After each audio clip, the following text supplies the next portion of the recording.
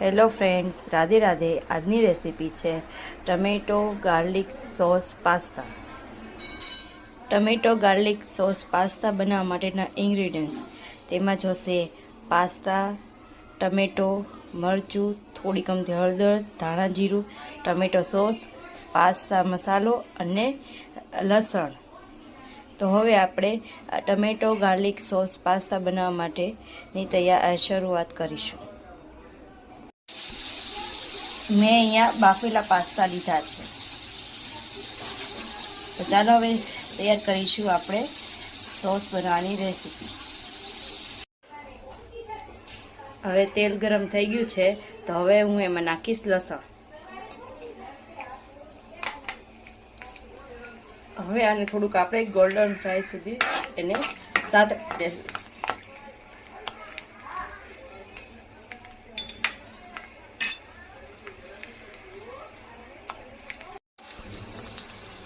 લસણ નાખ્યા બાદ હું નાખીશ ટમેટા. હવે હું આને હલાવી લઈશ. હવે આમાં થોડુંક મીઠું નાખીશ, એના કારણથી તે જલ્દી પાકી જાય.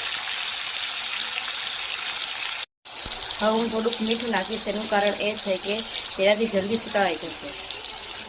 મીઠું નાખ્યા બાદ હું આને હલાવી લઈશ.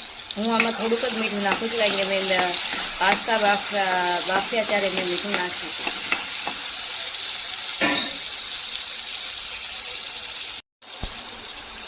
તમે જોઈ શકો છો વ્યવસ્થિત સતરાઈ ગયા છે.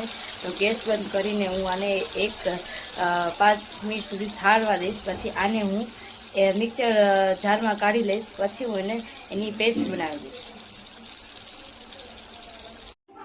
મેં મિક્સર ગ્રાઇન્ડરમાં કાઢી લીધું છે, તો હવે હું આની પેસ્ટ બનાવી લઈશ.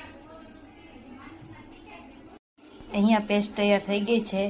જે લોયામાં આપણે જે સાતળ્યા હતા એ જ લોયામાં મેં તેલ નાખી દીધું છે. આમાં ગરમ થઈ ગયું છે, તો હવે હું એમાં નાખીશ પાછી જે આપણે પેસ્ટ બનાવી હતી પેસ્ટ નાખી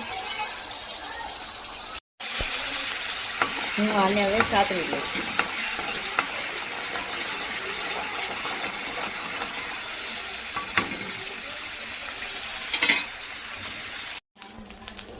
તેલ ગરમ થઈ ગયું હતું, એટલે હવે હું એમાં નાખીશ આ ઝીણું સુધારેલું લસણ.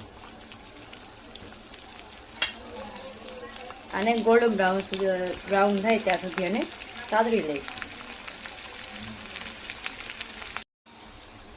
હવે આમાં નાખીશ ટમેટો પેસ્ટ.